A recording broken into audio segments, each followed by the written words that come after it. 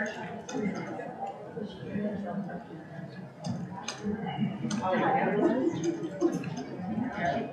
said that?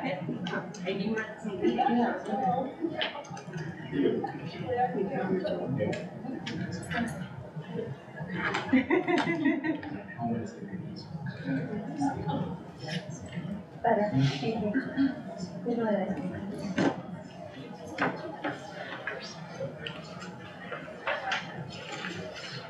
It's just like a little too low. I know. It's just, yeah. I'm just kidding. Yeah, I did. I didn't have people watch me find the document. To make sure you are. Yeah, no. I appreciate it. Thanks, Greg.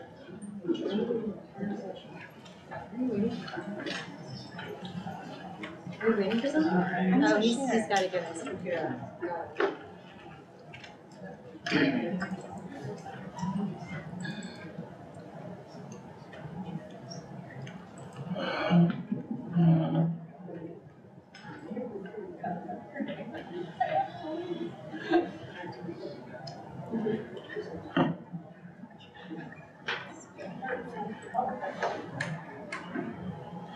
we go. All right. Good time. If everybody can turn on their mics. Are we ready? Yep. Okay. Calling this meeting to order. We are returning from executive session where we discussed the superintendent's mid-year review. And at this point, would everybody please stand for the pledge to the flag?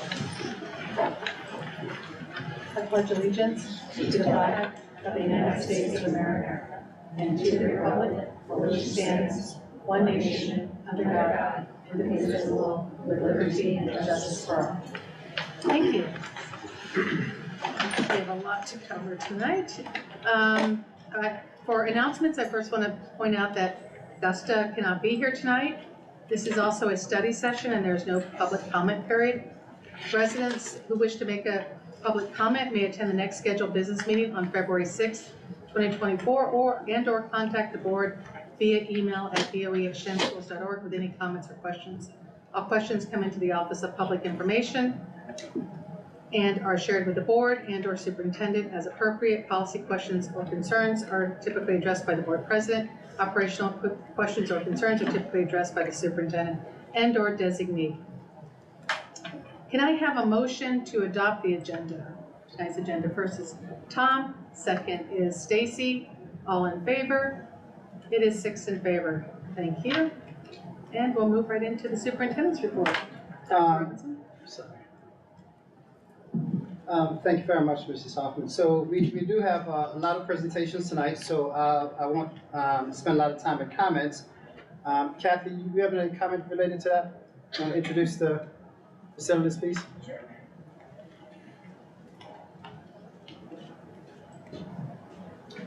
So we have our architects here this Is that evening. mic on? What's up?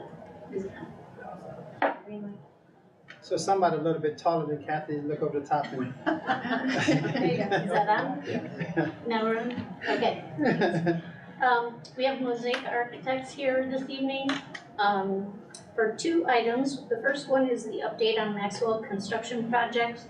And in that regard, we're going to look at the external concept as well as the internal concept for all 3 floors.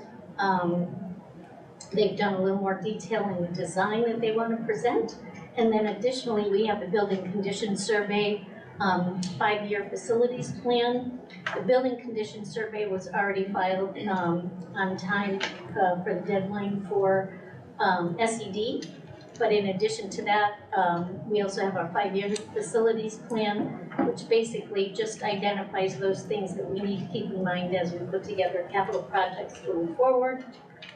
Not only for us to consider, SED will remind us if we don't take them into account when we put together a project. So, and then we'll have a summary of kind of those big ticket items for each of the buildings. So I'll turn that over to Callie and Todd and Scott. It's great. Thanks, Kathy.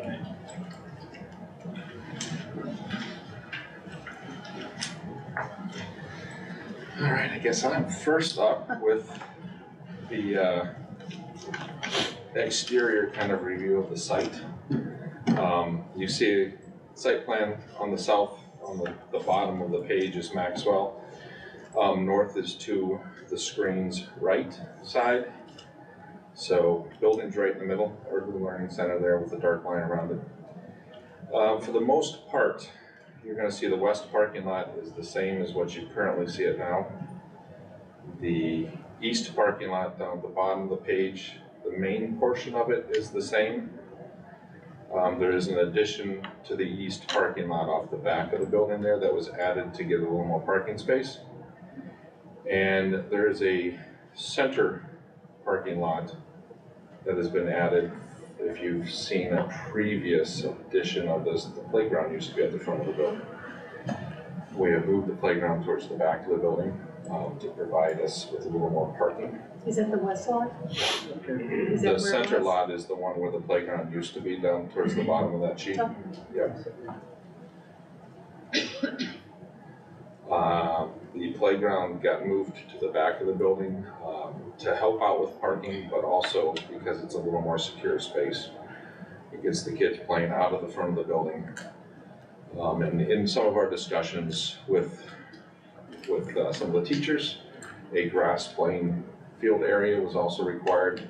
So that gave us a little more space in the back to have both parts in the same location. We decided for the west side of the building, because there's already, I believe, a nursery school behind the property. So you're not directly involved with a lot of housing. So on the north side of the property, most of those trees should be able to stay in between the building and the houses that are on, is it Tallowwood Drive, I believe is what's back there. So that would give a better layout. This is what we are moving forward with site-wise. Can we talk about briefly about the, Oh, I did forget about the bus. So if you're coming off of Park Avenue, you will come in, you gain 13 more spots up against the corner property that got pulled out.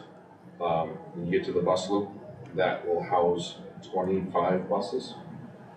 14 of them will be on those angled parking spaces, and then the rest of them will be stacked side by side up there. And there also is a little drive that got added that will go from that bus loop after hours to get you from the bus loop over to the center parking lot. Do you remember that park there, Oliver? Yeah.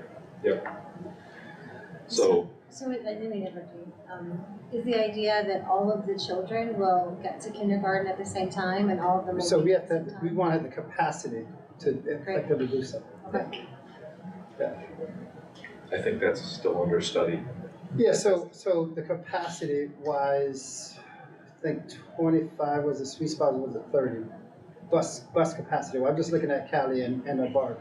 We had a big study with Al, but the point was we had the capacity effectively saying, okay, if we were to transport upwards of whatever 800 kids, what's the capacity to have stackable buses to do so? So that's what this was designed, and at the same time still preserve maximize parking spaces, right? So we separated bus traffic from student traffic. So this is a parent drop-off loop. So that's separated here. There's a sidewalk that kids get off the bus, stay on the sidewalk to go into the front of the building, and the parent, you'll see when we get to the design, a side entrance for the parent drop-off. So we're separating the traffic flow, and then you have potential staff parking, as well as probably 30 underground. I'm looking at Barb too, potentially 30 after we look at some of those storage spaces. So yeah, so the design was to capacity that we're growing definitively. Great, thank you. Yeah. Want to go to the next one? Any questions on that before we transition? Okay, again, I'm not rushing it, but I, again, recognize that we have. Yeah, I did have one question. There was a green space issue, and it looks like there's less green space. So that's still being satisfied as far as an SED requirement? Yes, we're right up against it, but Okay. we believe we still have what SED will allow. Okay. Yes. All right, so Todd, I just kept the one because it was redundant. Right. So thank you for that catch.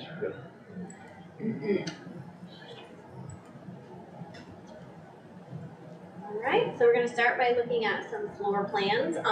They're not really any different from the last time that I was here, so I'll just hit some of the highlights. This is the first floor plan. The entrance is right where that cursor is, so you'll see from the bottom of the page, walking into that vestibule would be the bus drop-off, would be coming off of the buses. On the side of that vestibule would be the parent drop-off area. So there are plenty of doors there and capacity in that vestibule to handle a lot of the children coming in at one time. We have a lobby off of that entrance there, which will show you some fun renderings when in a moment. So we have a nice welcoming lobby when you come in there, and that large space right there, yes, that is a multi-purpose room. So that can be used for a variety of purposes. One of them perhaps being breakfast or eating. The cafeteria is on the second floor, so we tried to provide larger spaces on the first and the third, so there is capacity for things like the breakfast program that the students don't all have to go to the cafeteria for that. So that space will be, again, it's a multi-use space. It can be used before, after school. It can be used by classes. We're going to be providing sinks in there, so it can be like a makerspace kind of thing. Really, the possibilities are endless. However, the teachers would like to use it, they can use that space. And the gymnasium we have on the first floor there, it is set in from the outside wall, which allowed for better circulation within the building, but we still have the capability of having it come right through those doors, so if there are after hours events, we don't have to have all the doors open for people to come in, they can come straight in there. On the left-hand side there, right where that cursor is, that will be the entrance for the district office and other administrative offices. It's separated from the rest of the building, so the kind of more public side is separated from the kindergarten center. I think that's... You want to talk about alternatives entrance to the school as well, this? Yes, so there is a vestibule right there where the cursor is, that is connected to a stair, mainly used for exiting, but can be opened as the school sees fit for arrival, dismissal, things of that nature. Otherwise, those doors will be locked and only used for emergency exiting during the day. Over on that side is another exit out of the building, and that's where the playground is. So kind of nice, off to the side, and out the back. Kids can go right out a back entrance. And then, right, correct, there is an entrance out the back, which can also be used to reach those playgrounds, but we assume people will use the one on the end. So by code, we have to have a lot of ways out of the building. So I say that because sometimes we're like, wow, that's a lot of doors. Well, it's nature of the beast. Yes, yeah, there's exiting capacity requirements as well as travel distance requirements. So we have a lot of doors and stairs as well. I think I mentioned probably at several of these meetings, some of these stairs, we had to put new stairs in or blow out the old ones and make them much larger for that exiting capacity as well. So are we expecting, and I know these are little people, are we expecting the gym to function as a performance venue in case such a thing occurs, or, you know what I mean? Yeah, so it's multi-view, right? So we won't have the traditional high stage, but like most gymnasium and most elementary schools, depends on what we're doing. So they kind of have multi, but we're not building in a stage per se. So there's not going to be like a stage area anywhere in the building? So it won't be like Shattercon gym that has a stage, no. One, because of height, because it's not a traditional gym. Yeah. And that's right, because it's just, it's just a building, yeah. Right. There has been talk about maybe a portable stage or something that there's temporary risers and stuff. Depends on what we're doing. Exactly. Yeah. Yep, but nothing built in. All right, on the second floor, right there where the cursor is the cafeteria and serving area. The kitchen is in the upper right-hand corner. Actually, the upper right-hand corner. There. That's the kitchen, and that allows for ventilation being on the outside wall from the MEP things. And also, they can come right up through the elevator with their deliveries and kind of not have to wheel everything through the building to get there. So it makes it nice and convenient for the kitchen staff, and then they'll wheel across the hall to the serving area for the cafeteria. art and music rooms there. We have art and music on both the second and third floors. Yes, could you, next to the cafeteria, Dr. Robinson, that's the nurses' suite. On the first floor, we have the main office. On the second floor, we have the nurses' suite, and you'll see on the third floor, we have the counseling suite. And that was a decision made through the ad hoc committee. We originally had them all grouped together, and they said they would actually prefer if they were separated throughout the building, provide for more supervision and help on every floor. So this is equipment here. Yep. So then up onto the third floor, another one of those large multi-use spaces. Next to that is the library, and then art and music again, and the counseling suite. And the multi-use spaces would be for eating also. They're not going down the first floor. Depends. Most kids end up quite frankly. Most kids are being keen to capture. The potential is there. Let me just leave it at that. The potential is there because, yeah. Okay. Yeah. I mean, everything The more from. free lunches and meals we're providing, the more they'll have to go to the Depends. cafeteria. Right? Yeah, so it depends on That goes both ways, right? how schedules are designed. We have ample space in a cafeteria to accommodate where's Cecily? Five scheduled, 5 blocks, lunch schedule, we're thinking, right? Yes, Yeah. it's 35 classrooms. Yeah. So, Kat, we don't have to do the basement unless you want to. No, I'll just tell you, you guys are gonna get a ton of storage down there, so it's really gonna be great to consolidate your warehouse space and spaces that you're leasing and everything. You're gonna be able to fit it all in. So Kat just mentioned, so one of the things, a lot of this space along the side, we are gonna use for storage from a lot of the operational storage. On this side is where right now, we had machines that this time of year would have been out in the elements. You know, spring machines, more machines. Now, all those things are indoors, huge, for the wear and tear life on machines, huge difference.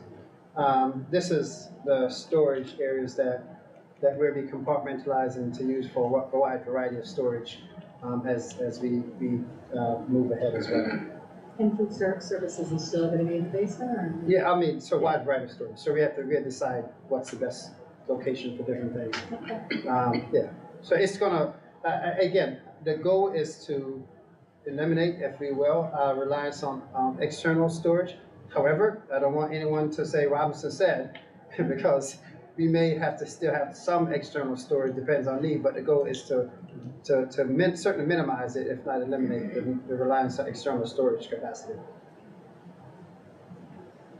All right, so this is that entry lobby that I was talking about. On the left-hand side those are the doors from that vestibule. So you'd be walking into those doors if you were getting off of the bus. We have a little kind of gathering area there where students can gather, parents can wait, things of that nature. And then that area right there, exactly, that's the multi-purpose space on the first floor. And last time that we met, I should say, these colors are not final. We are still in the process of choosing colors. The last time we did meet about colors though, we talked about maybe in that multi-purpose space having some sort of theme, whether it be a park or something of that nature. So it'd be really fun for the kids and also something really fun to look at when you walk into the building. And this was not meant to be a cool version of me. Just want to make sure people understand that. It was not meant to be a cool version of me at all. Or maybe For the record, because somebody asked, oh, is this like you? Like, no, it was not meant to There be. cannot be a cooler version of you. Yeah, thank you. You're so special. Oh boy, This is the back side of you? Yeah. Yes, there's cool Dr. Robinson.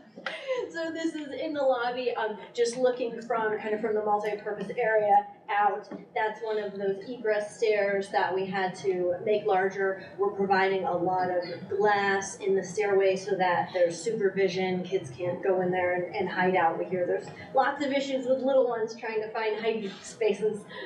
So we want to make sure that everything can be seen. And again, just a closer up at the stair, we plan on having a visual display monitor in that entrance as well for events, flashing up photos, things like that. So Kelly, the offices are behind here. They're actually like The behind yeah, me. Yeah. That's the parent drop-off entrance right there. This, No, this one. that one is. So that's the side one, so they're over here, offices over here, okay. Yes. I just wanna make sure that the orientation is Yes. right. And this is over by the gymnasium where we have kind of it's not really a lobby, but for lack of a better word, a lobby, it's a larger corridor area. So what we've decided to do here is to put some display area. So we can put up student displays and things of that nature. We looked at a bunch of different options for this area, and it was decided that having this kind of nice display area would be the way to go. There may be opportunity for another visual display board, should they decide that they want one at both entrances. But again, this is that entrance where I said it's really an emergency exit, but it may be open at times. So that's where we are right I would now. just say on display stuff and things like that, just to insert an opinion, do more than you think, because you'll regret it later, and we'll wish we would have put it in, so. Yeah. Not, I don't mean specifically for that, but just in general. You're right. Especially with the little ones, there's so much fun stuff to display. All right, so this is looking down one of the corridors. And if the floor plans were, kind of small, so you may not have noticed, but at all of the classrooms, for every 2 classrooms, there's kind of an angled wall that goes in the doors. Yes, right there. So for every 2 classrooms we have that, we call it the front porch area. There's going to be tackable surface on the solid walls, more display things. And then we have kind of this color scheme. Again, the colors themselves aren't final, but the concept is at every 2 classrooms we'll have a color and it'll go up and across that soffit there. So it's kind of a wayfinding strategy for the little ones. If we didn't have something, it would just be a big long beige hall, and if they don't even necessarily know their numbers at this point, so to find their classroom could be really hard. So this is a way to kind of help them at least figure out where they are in the building. And then on the other side of the hallway, we add a couple of spaces. That's a multi-purpose room.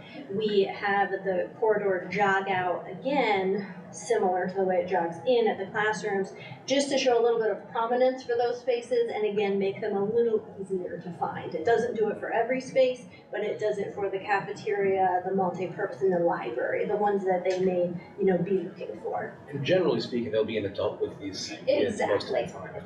Yes. Yep, absolutely. They would feel it'll make them feel a little bit more like, okay, I understand this building. It's a big building even for an adult. This is a view inside the classroom. That would be the entrance off of the corridor. Then we have a cubby alcove. This is very similar to the setup you have at Shattucon. The cubby alcove, we have, instead of the island sinks like we have at Shattucon, we have a sink along the wall. That door that you see next to the sink is the door to the bathroom. Every room has a bathroom with a toilet, and then the sinks are external, so they can be used for, multi-purposes. And one great thing about this cubby alcove is it also can be used as a hiding place in instances of a lockdown. So that's where the students would all go into that space. Another classroom view, just looking at the exterior wall. There'll be tons of storage along that wall and counter space. On the right-hand window there, you'll see kind of a funny window. That's where we have to put in an emergency rescue window at every classroom. So one of the existing windows will be removed and an operable window will be put in. So none of the other ones are openable? That's the only one. That's the other one. But we do have air conditioning. Well, yeah, that was kind of my next point. So this is a floor plan of the cafeteria. It's right now we have a seat count for 180 students, which would be if you had all of your classrooms full, you would be able to do the 5 lunch periods and fit everybody.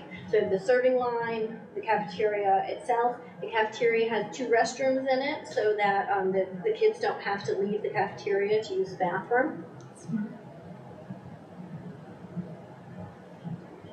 And this is kind of what it might look like. We do plan to put acoustical panels on the walls, so there may be some added color and variety on the walls as well. Just a view looking from the other direction. This is the nurses' suite. So we have room enough for 2 nurses. We have a nurse's office that will fit 1, and then kind of this reception area where 2 can be seated there, one's in the office, one's out there. With the cot area for sick children, 2 toilet rooms, 1 on either end, the nurse's office, and a large storage area, which also may serve some purposes of helping students out, exams, things of that nature. And this is a rendering of what it would look like coming in from one of the corridors. And another view from kind of behind that reception area where you're seeing the nurse's office. This is the library. Again, also a toilet room in the library, so the students don't need to leave the library to use the bathroom. With the library workroom for the librarian, circulation desk, pretty typical. And it was desired in here to have a reading area, just an area, it's nothing special, it's not enclosed or anything, but a reading area and another area that could be similar to a maker space where they might do crafts and hands-on activities, so that's where the tables are. So this is looking at that reading area. You'll notice everything is nice and low. That's, it's child size, so they feel good about that space, and it allows for better supervision, of course.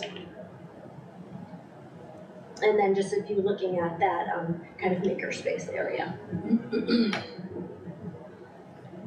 That's it. And that's it. I guess that's it. Can I just ask what, just on, I know you mentioned that there was some themes being considered, but can you speak a little bit about like the design of the, just like the color or the thinking behind that, or is that still kind of TBD? Yeah, still going. We're looking at color palettes right now. Okay. Erica's not here, right? So we're looking at so Barb's looking at color palettes that we've used in the district. Erica's working with our teacher looking at color palettes. The architects have different color palettes, and there's a color palette meeting, and I'm the person, don't invite me to color palettes because I'm blue and gray. I'm the wrong person to be in that meeting, but I know what I don't like, but I don't know what I like. So that's why I have people who have Alright, better so nobody eye. take pictures of this. People who have a and better say eye. that's No, what no, you that's do. exactly. Right. So that's why Yes, do Kathy not made do the point that. That's Yeah. Colors are Yeah, not. yeah. The thing we would try to have is some consistency from floor to floor, though. So, so for kids, there's a pattern to the building, so to speak. Yeah, exactly. When Dr. Robinson says a color palette, there will be like 4 to 5 colors for the entire building, and they'll be repetitious. It won't be gaudy. It won't be Boca Raton. And more of the colors. Yes, and then also good point, Todd.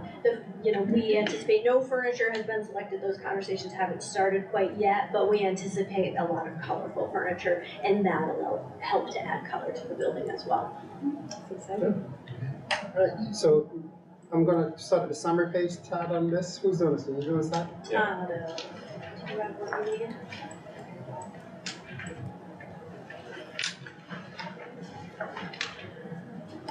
So this summary page kind of was picking a few of the large things that are off of the cover sheet to the 5-year plan. Is the cover sheet right after this one? Just for my reference. Oh, Oh, this is no, a that's separate on thing. one. Gotcha. So picking a few things, I'll Or do explain you a want me few to go to the things. other document? It might be better to go to explain a few things first before we get to that. Yeah. That's So this hard is- to see. I can help you folks. This is the cover sheet that takes up a lot of space and has a very small print on it. But if you went down to the bottom left corner, there is a overall kind of price tag to this. And remember that this is a review of all the buildings in the district except for the district office. And the reason for that was the district office is going to be moving. So kind of don't put any money into it at this point. So the district office is left off of this. So you have 10 buildings on here, and we have a price tag of about 190 million, which isn't meant to be all in one project. It's meant to give the district a list to look at, as Kathy mentioned. So we had this, just so even simpler context. This is basically saying that, okay, if we had to repair all the things that's broken, a potential broken or potential age out within the next 5 to 7 years, this is how much it's gonna cost. And I'm looking at Scott Swenson. Scott, do you guys know Scott? Well, he's our engineer. Because the reason why I pointed him, because a lot of this stuff in this report are stuff that you'll never ever see. Stuff above ceilings, roofs, pavements, mechanicals, right? And so, and I, for one reason, so we don't have to go through all the gory details, because a lot of stuff we collectively were combing through and then try to figure out then what's aging out, what's potentially critical systems that could break down in short order. So we look at boilers. Boilers go down, a building is shut down, right? We look at those kind of things and saying, what's the useful life, but not only that, so I think Scott had an example of one of our meetings. We may have something say useful life is 25 years, but it's in good shape. And so we probably say, yeah, we could probably go to 30 on that. We got something that's supposed to useful life is 25 years, but at year 15 it's crap.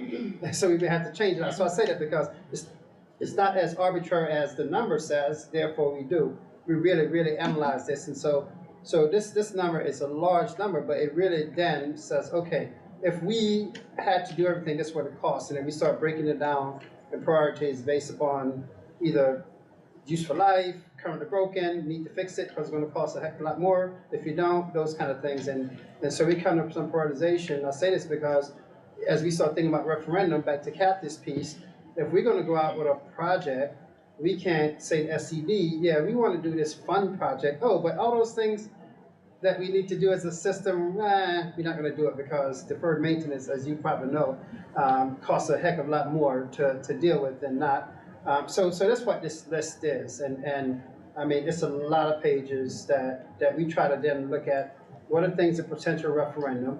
What are things that as a part of our maintenance budget, what our maintenance folks do, that we need to upgrade and keep going all the time? What are things that we call mini projects, little things that we do, projects that we do over time as we move forward. So this is really, it's kind of like the worst case scenario if we had to fix, I mean, just like I just mentioned to the board and doing some work at my house.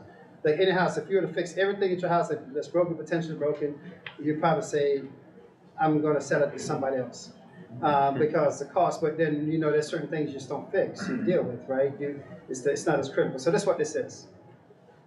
Can I ask you a question about SCD and their addition, right? So my understanding, and correct me if I'm wrong, is that a percentage of some or all of these projects gets assistance from SCD, is that correct? State aid. State aid is what Okay, yeah, no sorry, problem. No state aid. problem. Yeah, So is this number, no, this is absolute, this was just pure cost. okay, so Correct. part of this will be state aid. So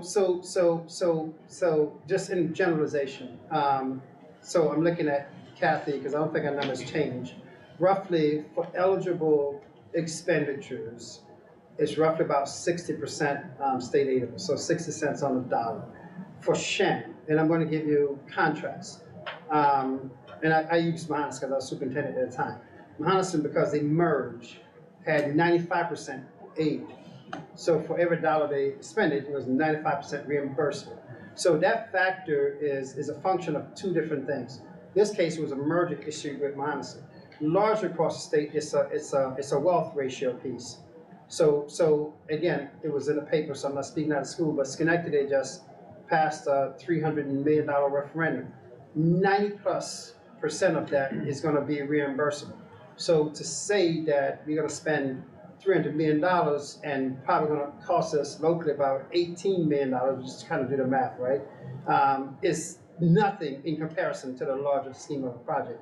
So all those things are taken in. So back to even when Callie was talking about the 5 Maxwell Road, we have to do certain things to make the project aidable, and sometimes those things cost us more money than we want to spend. So we have to balance between what you leave on the table versus what you spend a little bit more to get more from the exposure, right? And so So those are the kind of things that we have to think about all the time, and not to go too far in this conversation into a rabbit hole, but just give you a very explicit example. Aidability for a regular classroom versus aidability for a special education classroom is different.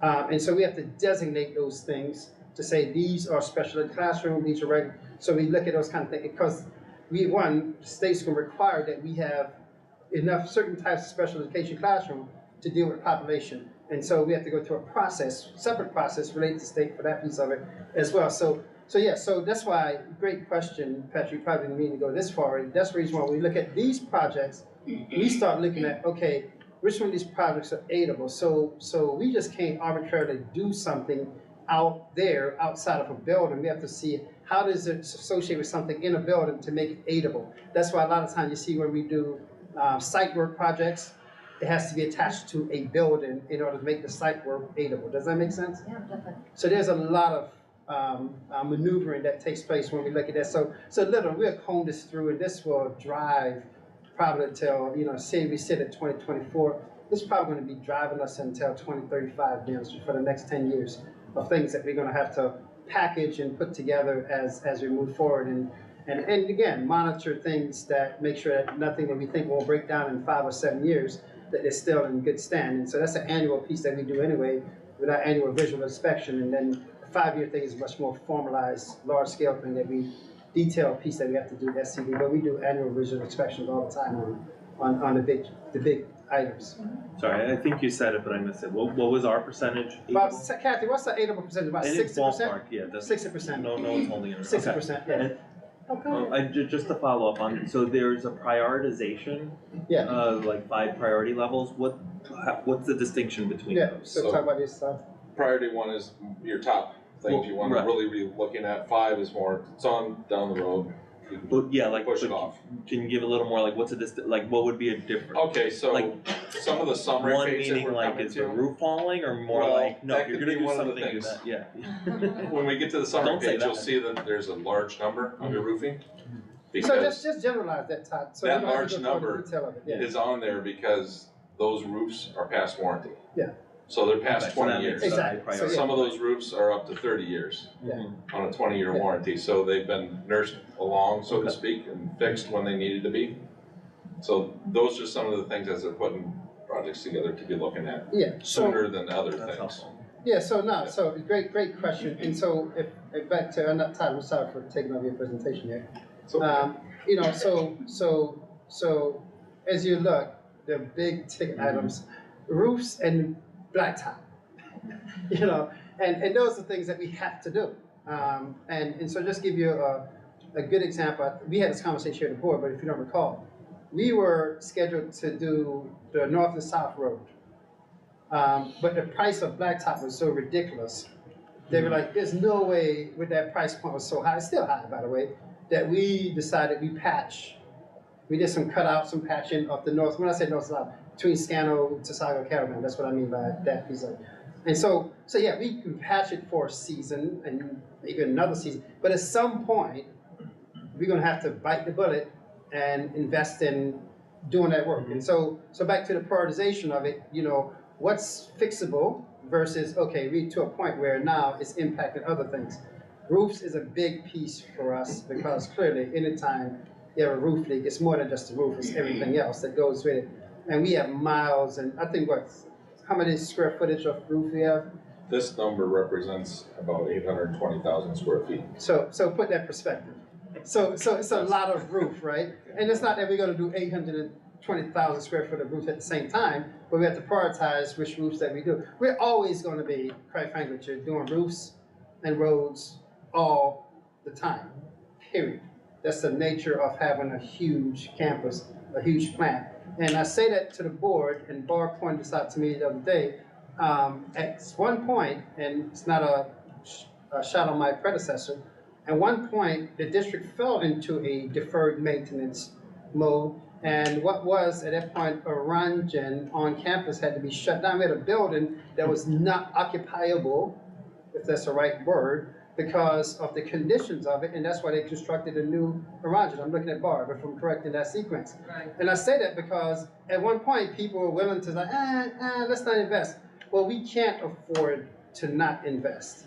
And so Jason, so we start looking at those prioritization. What are the things that are out of warranty or think of major? You know, Scott will come in and say, guess what? We have these boiler systems or these systems that, guess what? We even changed out boilers. So Scott, how many boilers do we think we have left to change out in our system? If you don't mind, stand up. Yeah, so I think it's like we were talking about before, you're coming up Octay and Chango, those were put in 96, 97. High School East, they were put in 98, but they were failing, and they just got replaced just now, so they're brand new this year, this building.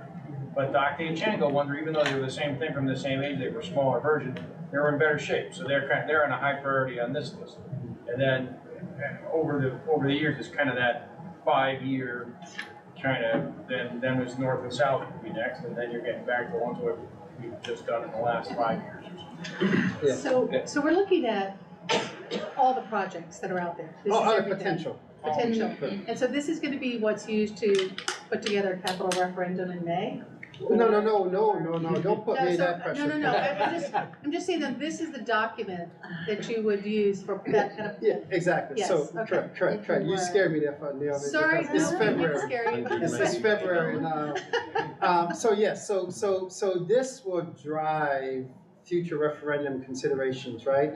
And so we'll spend, and we're already spending time, largely Kathy, engineer folks here, Barb, Augie, we spend the time, Ned, unpacking all this right now and trying to make heads and tails between, okay, how far out do we need to really get on a project versus things that we can fix right now versus things we could budget for to replace, those kind of things. But when you start talking about a big ticket item that runs into the millions of dollar range, those are capital projects. And two, at a certain price point for most projects on this list, SCD is going to require us to do a project number and things of that nature. So when we start looking at those things, we start packaging them together and try to figure out then what's their next referendum cycle. And at some point, remind me, Kathy, maybe in the spring, when we do the debt service presentation, to update, I have a whole graphic that goes to 2035 to show that as debt retire, best way I kind of did, you pay off your first car before you go buy the second car for your kid. So how much you're paying out every month is the same, but yet you have another car, right? And so we as debt matures as a system, and we bring new debt in, it keeps a flat line from a budget perspective. So back to Petra's question of that 60% aidability, the local taxpayer is not seeing spikes as a result of bringing school in. Perfect example, we brought Shattuckon on, brand new school. Shattuckon came on, our debt level stayed the same because it was planned as we look at debt and we planned out a sequence of it. Yeah, some cases perfect exact, some cases we have to resell debt and do bonds and banks to take advantage of the market space. And again, way more detail that I think people appreciate, even when we get our audit bond ratings, all those things that we could borrow money cheaper because of fiscal health. I think Tom mentioned in the early meeting, the fiscal health, we could borrow money cheaper and all those kind of things come into play as we put our projects out there. So yes, the sticker price is important. However, what's more important is what are we getting for what we're paying for, and then how do we maximize opportunities to offset the cost implications and subsequently the budget piece of it from the debt ratio piece of it. So that's why this thing is designed to say, okay, get the best minds, look at everything out there in the system, and let us identify it, and then we got to figure out how do we plan for it. Does that make sense? Todd, did I miss anything? Well, just another thing to keep in mind, these are just some categories that I just thought were easy to pull out of all that information, just so you could see it. There's a whole lot of information to look at in there. And in planning a project, just to keep this in mind, from the time it votes and it passes to the time it actually gets into construction, plan on 2 years. Right. Because you got your design time of like 9 months or so, and then you've got your sitting at SED waiting for it to be reviewed, which currently is at about 24 weeks. So think of that in months. Once it gets reviewed, we have to respond to their comments. Once they approve that, then it goes to the project manager at SED, and sometimes it sits there for another month. So there's a lot of time where it's just sitting or waiting for them to catch up to the submission. So, and then we have to wait for summer usually, because usually you guys Just don't our have window. enough swing space to be working during the school year, so we usually have to wait for the summer. So even if we're done and we're ready to construct in, say, December, still gotta wait for that next summer to come around, so. So it's a good likelihood that we'll have, we always kind of do it by years. Project 2024, which meaning will be the May 25 budget vote, right? So we do the planning in 2024 for a May vote, which then turn into actualization of 2027. So that's just so you understand sequence of things. And we try not to have something that we have to react to an emergency because we had an emergency breakdown. It happens, but we certainly don't want that to be our plan. It's to have a reactive plan versus a proactive plan. So hopefully they give the board appreciation of that piece of it. So, and again, I wanna say kudos to Todd and Callie. I probably should respect Callie and Todd, because we're doing this, we're doing the Maxwell Road project. We have a lot of moving parts happening at the same time and juggling all the same thing. And Scott and his team, with engineering folks, have been great for us to having folks who understand our building. And so I guess the point I'm making is that it's if you're not having somebody who's coming in and making assumptions about what's there. We have people who know what's there. And Augie's not here. That also been a tremendous benefit for us, people who knows what there, because as you know, and we even ran into it a little bit even this year going on, where the plan says this, and you dig it up and you realize, that's not on the plan. So how do we reconcile that piece of it? So this is just another exciting chapter of the things that we're a huge system, a lot of buildings, and we can't have situations where we have dilapidated, there's another word, spit it out, buildings, and that's not a place equipped for kids to learn and for people to work in. So, Todd, appreciate you. Callie, thank you. Scott, appreciate you. Thank you. So there'll be more conversations, I'm sure, related to this. So we're gonna go from the excitement of engineers, roofs, and parking lots and HVAC systems to the next generation of what we're gonna have to contend with as a school system. Good evening. So tonight, Vanessa Kramer, our instructional coach for 612, and in lieu of John Bullington, Vicki Wild, our Director of Professional Learning, will take you through a presentation of an overview of artificial intelligence at Shen. So as you well know, digital citizenship is central to the profile of the Shen student, a Shen graduate, and our Shen employees. And AI is central to the future of these happenings. And we want to ensure as a district that we're taking every step possible to ensure that everyone is prepared to fully leverage, understand, and responsibly utilize artificial intelligence in our schools. So I'm going to take you to the first two slides before I turn it over to these Let me two ask a young- question. Oh, yes, sir. Did you guys have a PowerPoint version of this? Yes. Because later it looks like it's So interactive. where, yeah. Oh, like a Canva version or something like that? Yeah. Do you want me to finish my two slides and I can go back and, I did send it to me? Yep. Okay, let's do that then. Okay. Thanks. because mine are not interactive. They're pretty basic.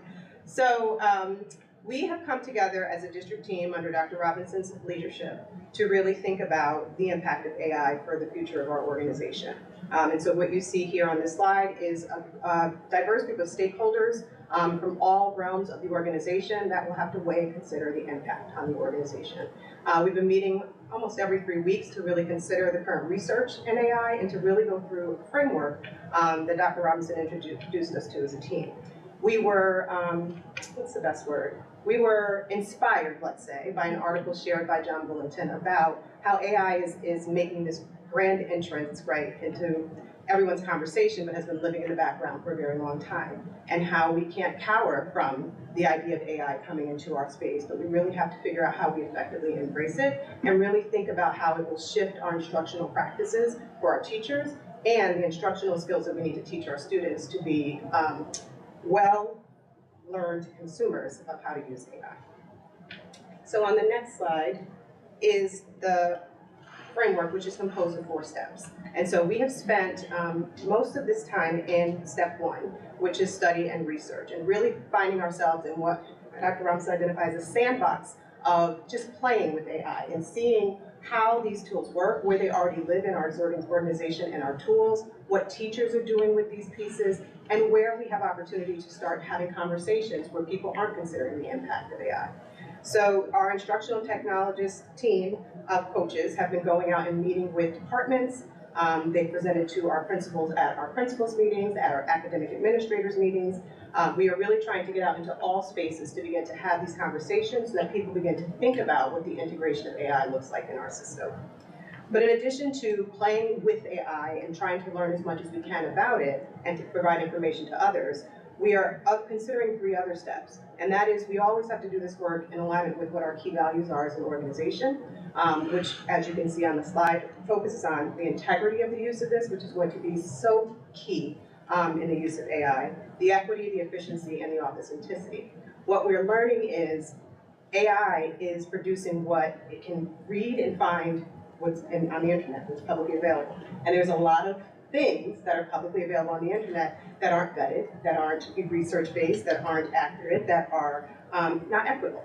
And so we really have to train into and think about how we use AI in alignment with our key values to avoid those pitfalls. And step 3 is the ethical dilemma. And so what we kind of tackled that at the outset is that it's not that we should allow AI, but how and what do we do with AI?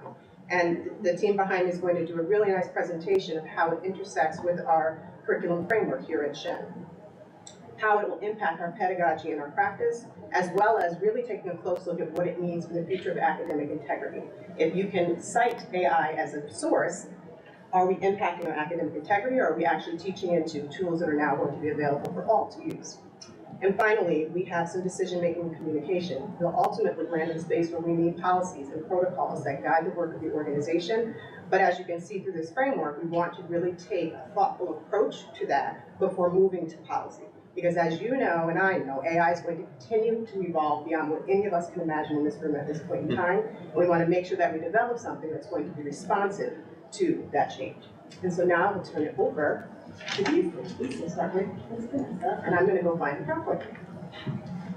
It's funny, when I was standing here, I was reflecting on one of the last times I spoke at the board. It's when we went one-to-one with the Chromebooks in grade 6 to 8. And I just wanted to say I'm so thankful to have 22 years at a district that's progressive and that's really thinking through these changes that are about to hit us and our students. So our committee really worked hard to assess the impact we think it's going to have on Shenendehowa as a school district. What implications will AI have for our students, which our learning framework is at the center of every decision we're making? And what are the implications going to be for our teachers who are really developing the curriculum, the instruction, and the assessment that is going to fit our students? These are all things that we wanted to think through. So we use the Shen Learning Framework. I'm not going to read you the definition or the synopsis on the screen, but we tried to do a summary really for each one of the 4 components of the framework. How is it helping the student experience? If you want to read that. But sometimes to me, a summary of how we think it's going to help isn't really an authentic, what is that going to look like in a classroom? So we tried to do that for each component too. And one way we saw an example of how AI could help the student experience is AI can assist students who are reading below grade level by using an AI text leveler tool, which can adapt reading materials to appropriate reading levels. This tool can modify the complexity of the text, make it more accessible for struggling readers. And this personalized approach can help struggling learners feel more successful and motivated, enriching the student experience. sometimes finding resources like that could take a teacher hours. And within minutes, you can really kind of level the playing field. So how else can AI help teachers with instruction? One of the things that we know is that teaching is hard work. Teaching takes a lot of planning and it takes a lot of time to comb through and find the best resources to keep kids engaged. One of the things that AI is great for is just refreshing our ideas and our creativity, because it can assist teachers in brainstorming and generating creative ideas for their lessons and activities. As you're going to hear repeated, not only in tonight's conversation, but as we continue the conversation about artificial intelligence, that it always has to be looked at through a critical lens. If a teacher is using a prompt to get ideas for lessons and activities, they always need to make sure that the concept that comes out of that aligns with their own pedagogical goals and vision. Because as Dr. Wilson-Turner mentioned, it's combing everything that's out there, and so we always have to go back and look at these things through that critical lens and make sure that what we have is accurate. And when we think about it from the curriculum basis, by the same token, in terms of time saving and sharing fresh ideas, AI can quickly analyze learning standards and provide insights on key concepts and skills and objectives. One of my own personal learning experiences about AI, about a month ago, I watched a webinar by a former teacher named Bill Ferreter, and he gave this great example. He was a former intermediate grades science teacher, and he said, how many times did your director, your administrator, your principal say, we're going to unpack the standards? And everybody groans because nobody in the department wants to unpack the standards. And he talked about, and he actually showed examples of using ChatGPT to put in a standard, ask it to unpack it, and then he gave an example of the conversation that then happened around the department table when the AI helped get the conversation started and got people over that initial speed bump of, oh, I don't want to get into this work. This is hard work. This is the down and dirty nitty gritty. But using the AI to help unpack it and identify, okay, in this standard, here are the concepts we really need to make sure kids know how to do. And that was the springboard to get them to that conversation. So, just pause for 1 second. Yeah. Let me get the other document real quick. You sent it via email? Yes? Yes. So you guys don't have to watch me search. I see it. Yeah, I don't want somebody to see my email. Yeah. Yes. So I want to make sure I get to it. All right. See, this is the beauty of technology. You can search without people seeing you embarrass yourself. All right. Thank you. Appreciate it, Ray. So our last component of the framework is assessment. This is the right one? Nope, two more. Orange, yes.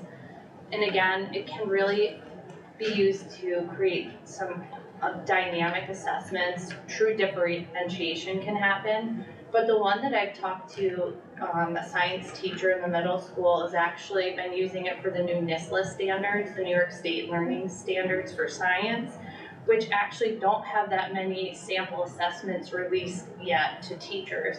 So he can use an assessment generator tool that allows him to put in the standard for science that he wants, the grade level he's looking for, and an assessment is created for him within minutes. And he uses his teaching experience to go through that assessment and really weed through what is a good assessment question and what is not. It's just amazing. So we wanted to make sure our committee had almost like the same definition of artificial intelligence and really what we're looking to do. So we found this video that Dr. Robinson's going to play. It's about 2 minutes. Pressure on me, hopefully it works. When you hear the term artificial intelligence, what comes to mind? Superpowered robots? Hyper-intelligent devices? Science fiction has familiarized the world with the concept, but outside of Hollywood, What is artificial intelligence, and what can AI actually do? For starters, AI involves using computers to do things that usually require human intelligence. Humans can see with their eyes and process what they see. We can understand our environments and move around within them. Our brains have the ability to see patterns, and we have the ability to understand spoken language. Artificial intelligence is a broad branch of computer science that includes many different terms. In order for computers to achieve these capabilities, they require lots and lots of data. Large data sets allow AI algorithms to identify patterns, make predictions, and recommend actions. Artificial intelligence is already all around us, but today's best AI still can't compete with the human brain in some ways. For example, in 2016, the computer program AlphaGo defeated a legendary professional Go player. But if you ask that same computer to drive a car, or walk, or even play Monopoly, it wouldn't be able to do so on its own. AI's computing power is massive, but our human brains are able to tackle a much wider set of data and methods. I have to do John Bullington proud, who has been doing a lot of the lead work on artificial intelligence. This video came from Duke University, and as you can see, the last 30 seconds is already old. That's okay. Cars are AI to tell me how to self-driving. do the slide. If that tells you any way how quickly this is all moving, so why should we teach with AI, and why systematically should we tackle this topic as a school district? And these three research studies really led our thinking. The first one is 85% of the jobs that today's students will have in 2030 don't even exist yet. Number two, a survey found that almost half of the participating teens were using AI outside of school in their schoolwork. So if you think of a class of 25, that means 11 students are already using it on their own without any guidance from us as a school district. That seems scary to me. And the third research that it helps businesses improve performance by 66%. And I have to tell you, I'm very thankful for the sandbox that this committee is starting to play with, because I've found so much more productivity in using it for the projects that I'm leading. It's a thought partner, and I'm really loving it. These are all tech tools that have educational technology tools that have artificial intelligence already in them. And the ones that are highlighted in yellow are ones that the school district currently pays for. They're EdLaw 2D compliant with the state. So if we don't start tackling stuff like this and teachers are using, for example, formative for assessment in their classroom and they're not aware of the AI abilities, I think we're behind. And I think, yeah. Okay. So where are we going? As Dr. Wilson-Turner showed you at the beginning, the 4 steps that Dr. Robinson was having us look at as a framework, eventually getting to step 4 is building policy and thinking about how this all falls into the academic integrity policy. But we're working our way through it. We're still in various phases of the early steps with the goal of getting here. We're currently collecting more information. The group that you saw listed up there at the beginning, in addition to the coaches getting out to department and faculty meetings, we've been using our district instructional technology integration committee and our professional learning committee to gather more information from the adults in those spaces about their perspectives on AI. What is their level of knowledge? What are their perspectives? How much are they using it? And we're finding that it's really a huge spectrum of where people are at. So we're still collecting a lot of information. So in conclusion, embracing and responsibly harnessing the power of AI in our educational environment is not just a technological imperative, but a commitment to providing our students with innovative and equitable learning experiences. By establishing clear guidelines and fostering a culture of responsible AI use, we're going to pave the way for a future where technology enhances education while upholding our values of privacy, inclusion, and ethical decision-making. Together, we can ensure that AI becomes a valuable tool in our educational toolkit, contributing to the success and the growth of both educators and students alike. So thank you all for your attention and commitment to advancing our district's approach to AI. And I want to give credit to ChatGPT. I did not know that I was going to be presenting to you on this until about noon today because Mr. Bullington was sick. And normally, as a former English teacher, I would have really sat and I would have put a lot of work into that written statement. I typed a prompt into ChatGPT, write a concluding statement for a presentation to the Board of Education about acceptable use of AI. And that's what I got. Wait, It's it not wasn't highlighted in yellow. So, are there any questions we can attempt to answer for you? And I'm gonna look to Vanessa to stand right up here with me on this. Can I? Yeah, just, I don't know if I have questions in here, but it's a couple of comments. One, I think it's really good collectively, the approach and how this is planned out. Because I will say, stuff's not going anywhere, people are using it, and it is a question of not how do we get rid of it or ban it, but okay, how do we build it in? Because then you kind of take ownership of it. So I think that's the right approach. I just do want to emphasize a couple of other things I heard. One is, and you already mentioned this, which is, it's important to be critical and vet the stuff. You can't just type in, give me a test for my third graders because I don't want to do it today, and then you get a test. Or give me an assignment, right? Somebody needs to check, right? And I think it was just in the news recently, some candidate that I won't name was in a legal proceeding and their lawyer sent in a brief to the court that cited 3 court cases that didn't exist. Yeah. Why? Because they let AI write the memo, nobody checked the citations, and it went to the judge looking it up, can't find it, what's going on, right? So that is such an important point. You know, and the same thing for vetting student submissions, which that's a different thing, right? Students are gonna start, you know, they already know, they can do their work with it, but are they doing their work with it in a way we understand and are comfortable with and that still shows their capabilities, or are they trying to skirt that?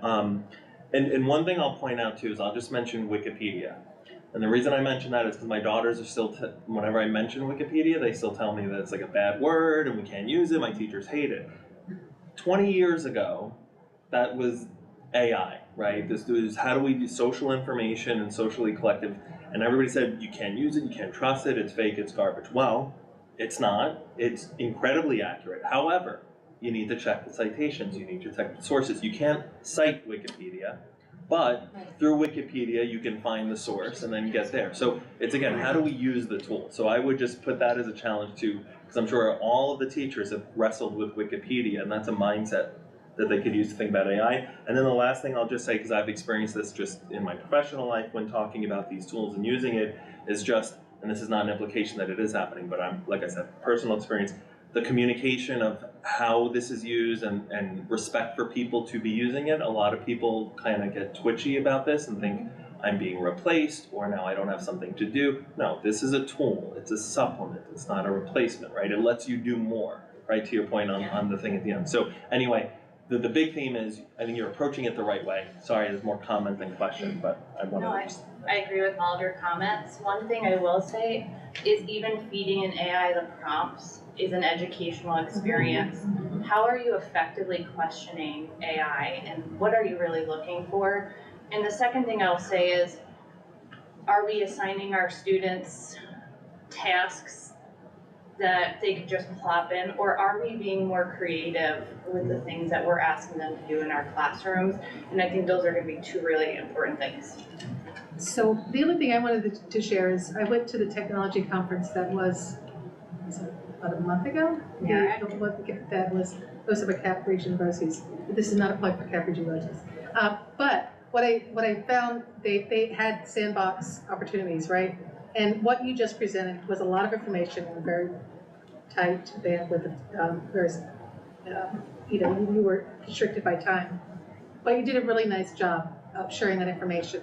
The sandbox experience was really a lot of fun to go in and then to just see how this works. And when I left, all I wanted to do was keep going with it because it just opened your mind to.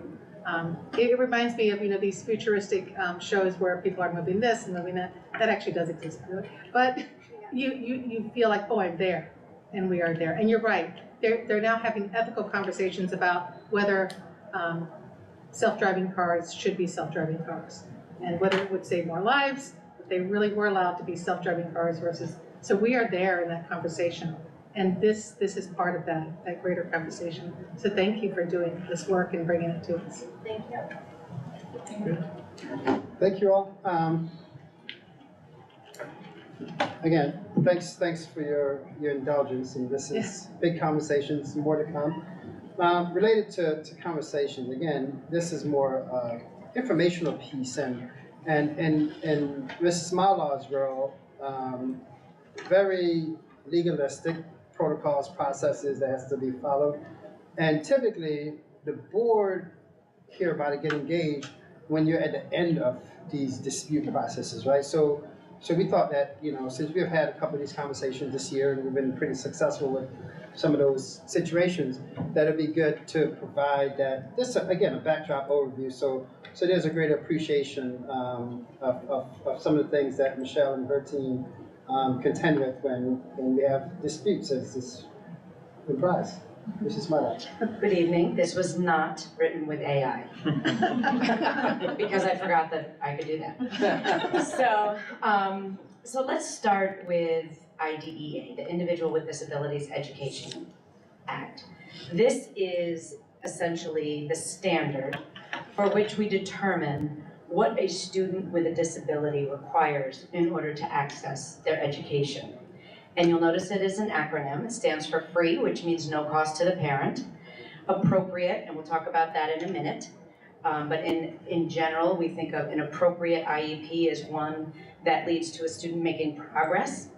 P is for public, which means that the student will attend a public school or a state ed approved private program like BOCES or a state approved private school. So there are times when students attend a day program or a residential school, which is in part funded by the government and in part funded by the county and in part funded by the school district. And that school district contribution continues to grow about every 5 years. And then E is for education. So that includes special education, it includes related services, and there's a very formalized process for a student with an IEP. So we try very hard to resolve all disputes before they become something more serious and formal. We start, first of all, we start with a lot of communication. Our teachers and our school special education staff is in constant contact with parents. And that is probably one of the more common reasons ultimately where we have some disputes, when the communication isn't clear on one side or the other. So we first work to have what's called mediation.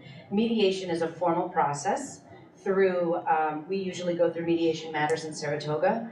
Mediators are often trained retired attorneys. They have formalized training, and their goal is to listen to the parents and the district and ensure that each party hears each other so that we can come to an agreement about what we can determine is best for the child. That is often very effective, sometimes not effective, in which case we can either go back to the CSE or we may move forward with an impartial hearing. So the requirements for mediation is it's voluntary. Nobody can be forced into mediation. However, it is free, so it is a nice place to start rather than an impartial hearing. It cannot be used to delay an impartial hearing, and it must be performed by a qualified mediator. The agreement, if we come to an agreement, is a legally binding agreement.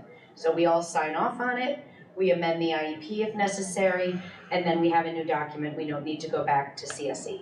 And it's confidential. So if some point in the future we go to an impartial hearing, the results of the mediation cannot be brought up at the hearing. Okay, another avenue is a state education department complaint, state ed complaint. So that can be, you can see it's either by an individual or an organization. Typically it's by a parent. We don't usually file complaints on ourselves or one of our partners in education. So if we had an issue with BOCES or one of the private placements, we would work to sort that out and not do a formal complaint. Typically a complaint is filed when a parent believes that the district has violated the Part 200 regulation, which is the set of regulations that controls what we do in special education. It is a written complaint. It is sent to our regional associate. Every district has an assigned regional associate. NYSED then does a very, very thorough investigation that involves a lot of data. They ask for records, we send the records, and then within 60 days, they provide a decision, which is either, yes, the district did something wrong, and here's what you need to do to correct it, or no, the district did not do anything wrong. So that is also when a parent has a disagreement or they're unhappy about something, that is an avenue for them. And then what we try to avoid is an impartial hearing. An impartial hearing is typically a complaint by the parent, and it's a very formal process that is like a trial. We have a court stenographer, we have an impartial hearing officer who is an attorney. It used to be there was more flexibility, but now all impartial hearing officers are attorneys. And it's essentially testifying. There's usually attorneys on both sides. It's very time consuming and very emotional for both parties. So we do what we can to avoid impartial hearings. And the first thing that we do, if mediation doesn't work, or even before mediation, is we have a resolution meeting. And that is required by state ed. So when there is an impartial hearing request, we have a certain number of days to schedule a resolution meeting with the parent. That is usually the parent, me, and then anyone who is directly involved in the parent's concern. So it could be a speech therapist or a special ed teacher or a psychologist. We work very hard to come to a resolution, and that often involves me looking at data and all of the communication that has happened to see, where do we need to go with this, what makes the most sense, and really always thinking about the child and free and appropriate public education. The resolution session, as I said, involves the parents, and it does not involve attorneys unless both attorneys are present. So there have been a couple of instances that a parent has hired an attorney, and the attorney wants to go to the resolution session, and then we would have our attorney at the resolution session. Okay, I've included some state data. So this shows you in between 2015 and 2021, the number of hearings in New York State, and then also the number of requests for the Department of Education for the City of New York. They, as you can see, have the vast majority of hearing requests. So 92% in just looking at 2015-16, and then 8% for the rest of the state. And then if you go to the next slide, in that 8%, you can see our data. Yep, there's a little gremlin in there. Next slide, thank you, there's a double slide. So you can see that our hearing requests, the highest we've had is 5, which is less than 0.5%. Did I get that right? Yes, 1% would be 10, so half of 10, yes, 0.5%. So we've done well, and if you could scroll down a little bit, please, you can see, so the top number that's in bold, those are the numbers of requests for an impartial hearing. I didn't add mediation or anything else, just impartial hearing requests. You can see that we resolved the vast majority of those complaints at resolution meetings. And then the parents prevailed in 2, actually it's 3 of the hearings, parents prevailed, but in 2 of those, we prevailed at the state review level, which means that's the appeal, the initial appeal process. So what happens is once the decision for the impartial hearing is given by the hearing officer, the district or the parent can appeal to the state review officer. And that is someone who then reviews everything and says, okay, the hearing officer was correct in the decision, or the hearing officer was incorrect. And then there's another appeal after that, and then eventually it can go to the Supreme Court. So, and I forgot to say this when we were talking about FAPE. So there's 2 main pieces, I just want to review this because there's 2 main pieces of 2 court decisions that define FAPE free and appropriate public education. The first one is the Rowley Standard, and that's the first special education case to go to the Supreme Court. And that, the decision then led to, there's a two-prong test essentially to ensure that a student is, has access to FAPE.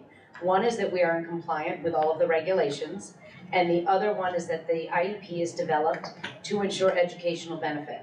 So still vague. Then, more recently, we have the Andrew F. decision, where the Supreme Court said that a child's progress cannot just be de minimis, or the minimal amount of progress. It has to be something significant in light of the student's disability. So again, it's very difficult sometimes to determine what that means, but we certainly do our best, and we work very hard to work with parents to resolve disputes. Any questions? I do. Yes. And thank you for this. This is really helpful. Could you walk us through, because occasionally these come to the board, Yes. and explain when the board gets involved? Explain that process. Yes, so first, when we receive an impartial hearing request, we have 48 hours to go on to the New York State website and choose the next available hearing officer. So that's 48 hours, we have to have that assigned. And what that means is we find someone, they confirm, we drop a memo, and you sign, you, the Board of Education. President of the Board of Education assigns, saying, yes, we officially appoint this person as the impartial hearing officer. So that's the initial part that you get involved at. The next part is when there is a decision by the impartial hearing officer, we then either decide, we consult with our attorney obviously and decide, okay, we're not going to go any further, and then you would have to sign off if there is any kind of monetary settlement. Parents cannot sue for civil charges, they can only sue for compensatory education or and attorney's fees if they win. If we decide that we are going to appeal, then again, the Board of Education has to sign off on the appeal. So that is your Thank you. responsibility. Any other questions? That was really good. That's great. Thank you. No, thanks, Michelle.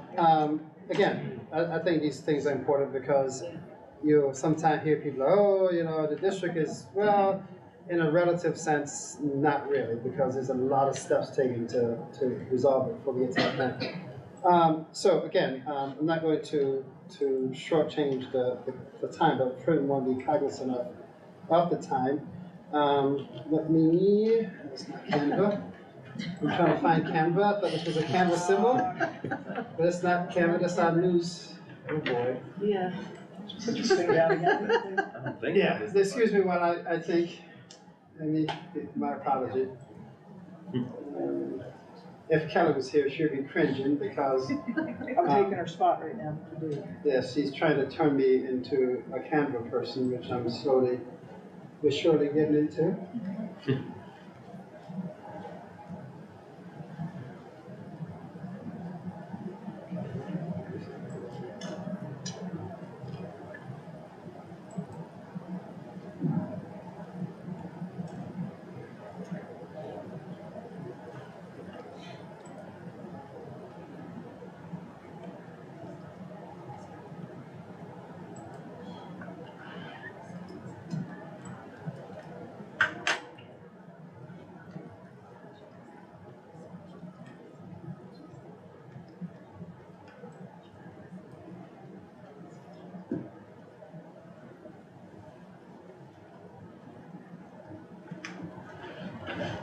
Yeah, they're just trying to. Okay.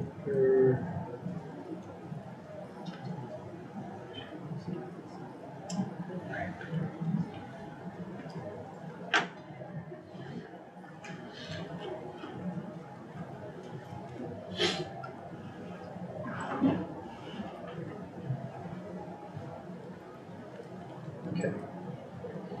All right. My apology for that.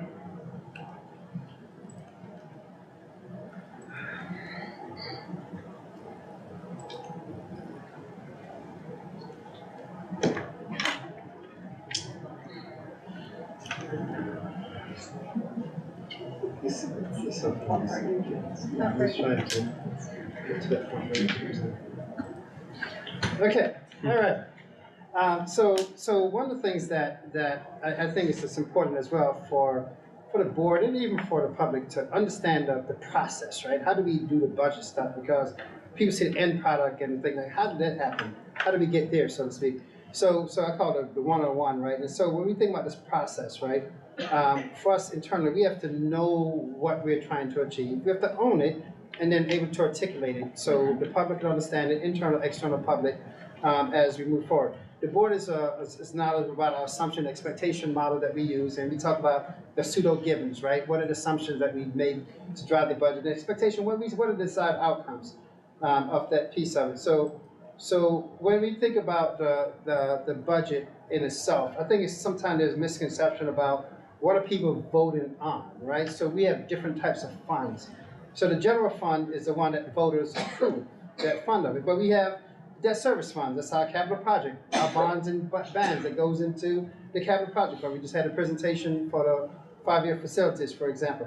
We have school lunch service funds, separate fund. School lunch programs are supposed to be self-sufficient, but some oftentimes there's still some subsidy between school district to offset those kind of things. Then we have our special aid funds. You've heard, we had many presentations on COVID grants. So those things go into different funds. It's important because we can't commingle these funds. They function as separate absolute categories of funding. They can be used to address a similar cause, but separate categories of funding, right? Then we have our capital reserve funds, which the voters have to approve to establish, approve to use, and so that's a different funding stream. And then the reserves fund, which we get to the end of the year, what's our reserve that we have to address different types of opportunities, be it the unappropriated piece where the state has a max of 4%, or we have reserves for tax certiorari. The board has had tax certiorari claims come to the board. We have reserves for workers' comp. We have reserves for a lot of different things so that we're not going into the general fund and saying, well, we thought we were going to do this program, but we can't do it now because this issue came up. And so that's a benefit of those reserves, so we can, again, for the operation of the system. So I think one of the things then that we do, and the board will see this, and the public see this, is that we look at all the budget codes and put them in what I call these manageable categorization. And I've done this myself personally, and I've done this with students the classes I teach at university level, to basically say, if you pick any school district across the state of New York, the categorization, this is should be the case, right? About 30, give us plus or minus 1%, right? About 35% of your expenditure budget should be going towards what we call direct instructional type things. About 3 1/4 plus or minus, again, relative to that should be going towards administration. And it's important because when you think about then, the categorization should be consistent from year to year, because if you're consistently doing good work, you should do it. And this also then kind of gives us some sense of where you overweight, right? So you look at these categorizations, you start thinking like, wow, we spent a lot of money on this, why? And so we think about then, if you think about the ideal operating system, this categorization should fall. And so you'll see the plus or minus, and so always, teach course and people are like, yeah, I don't believe it. Okay, go and pick 3 school districts randomly and do this, and you just come back, oh yeah, it should be the case. And so it's a good measure for us, and that's the reason why we present the budget in this form, big categorization, because it's a consistent categorization. And by the way, all these categorization feed into a form that we have to submit to the state anyway. So we lump all these 900 budget codes back into these categorization that we have to feed back into the state. So it's, again, a nice way to look at how resources are being used in the school district. So with that being said, there's a ton of, I say 900, could be, depends on how you subdivide it, could be much more budget codes than that. I mean, it could go as long as details you want to get, or as simple as you want to have it. But I just want to give you some sense, because I think it's important for the board too. So when we look at funds, A is the fund type, that's the general fund, that's the A fund, right? That's one we largely talk about. New York State Comptroller's Office have what they call uniform system of accounts. So in other words, every school district across the state of New York must follow the same accounting system. Ironically, at one time, we had our different version of it, and which was interesting because we had our own internal version, which we then had to convert back to this thing to report it to the state, which I thought just, no, we're not gonna do that. So that was Kathy's first project when she got here. How do we convert our accounting system back to the state uniform system? So we have comparison, not only from Shen internally, but we have comparative information read across the state. How do we stack up in certain things, right? So that was an important piece of it. So again, I'm not gonna go through all the details, but when we look at it, the fund is A for general fund, and the function. So you have these codes, they're like the 1900 codes are general support codes. Then you have the object, the 450. 450 is always going to be a supply code, right? Any 450 be 451, 450, any with that 450 designation is going to be supply. Then you have your location. We could go as far as saying that we have a code for each building. It could be building 1, 01 could be high school, whatever, location code. And you go as far as making a specific program code, a program art in a high school, for example. So it depends how far you want to go with this piece of it. So, but the main thing is the function object are the two primary ones that we look at all the time. So general supports are the 1900 codes, the 2110 codes are your instructional codes, there are 5500 codes are your transportation codes, and then you have the 900 codes benefits code. It's like so it's not a lot of codes, but it's a lot of money.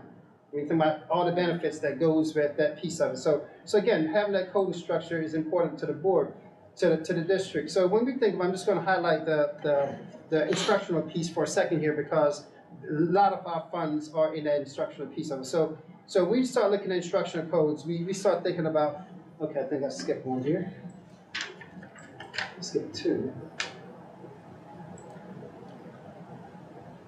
So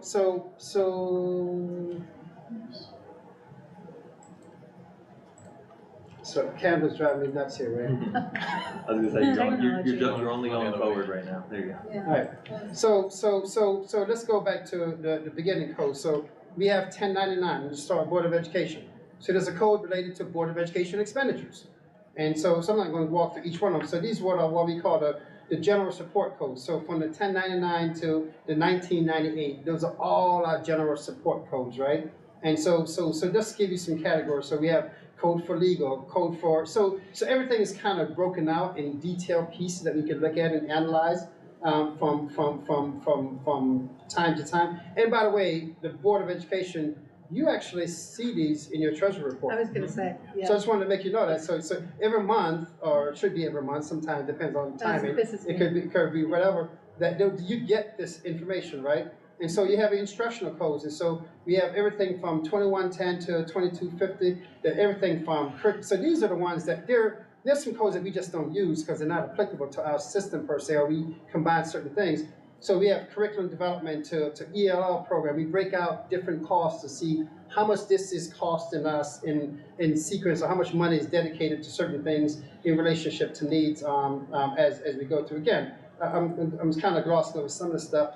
Then we get into some of the instructional codes that you start talking about, everything from what I'm talking about now, you're going from the direct classroom to the support type things, your occupational education, your library services, all those kind of things that assisted, computer assisted instruction. So these codes sometimes not a lot of money, but they're critical programming pieces in terms of what we're trying to our guidance counseling, for example, is one of those kind of things. So the budget's broken out very detailed to again, we start talking about everything from health services to social work services to interscholastic sports, to co-curriculum, all those things fall into this bigger bag of instruction, right? Things that's impacting the experience, direct experience of kids from that standpoint.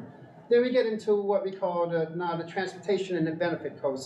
So transportation, we have the 5510 is a lot about drivers. 5530, the mechanics. So you separate the transportation garage, the maintenance of it, from the driving aspect of it.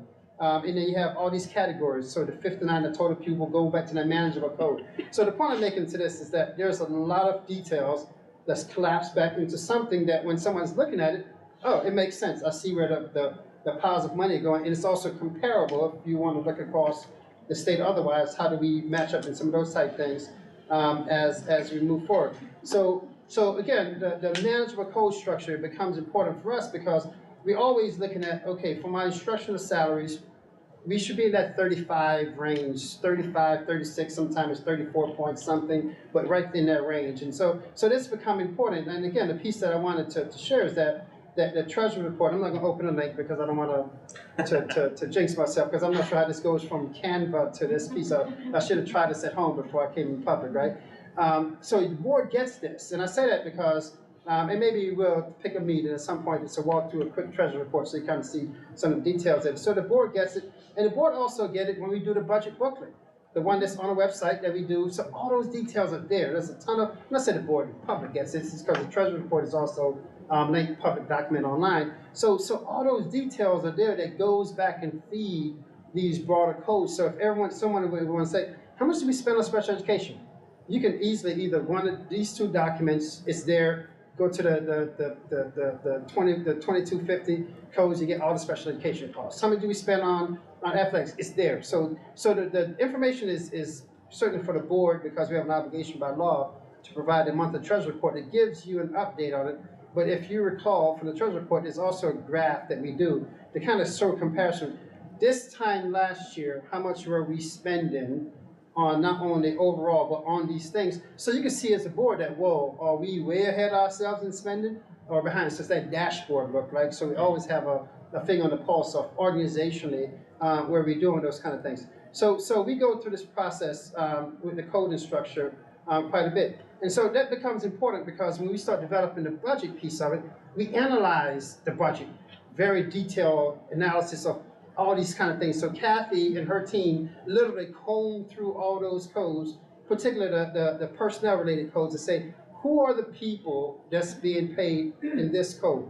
And asking the question, okay, is this the most accurate number of people?